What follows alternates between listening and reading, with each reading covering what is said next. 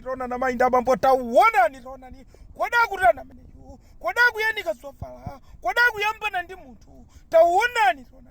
palukokana kwakana rupa menepa cameraman concentrate cameraman taona ni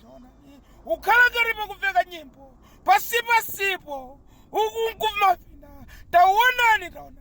nthawi zina munthu ukafatsa mu nyumba yako ya upstairs umatheka ari kumavina ngakhale nyimbo sikuveka ku anthu koma kumavina basi kumavinitsa muruhu umavinitsa chesti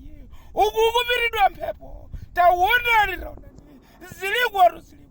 kodi ndangari mwa inu mukuona zimene ndikuona ine nkuteka ari pamenepa mavinidwe amenewa kwina akuzikutheka kwina akuzikuchitika taonani na mainda bambo taonani kodi mavinidwe anje amenewa nyimbo asapeka koma kucheuka kuyang'ana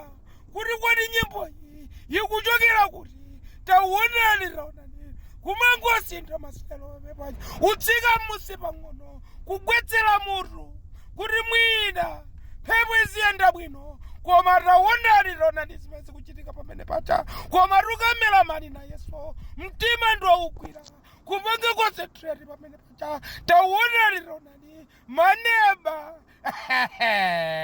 ziliko mwina rikutheka ndi wachibale wanu ndi sister wanu ameneyu ndi slay queen taonani mavinidwe atundu wanchawa kodi nchiyani chimenechi koma tuziliko anthu ena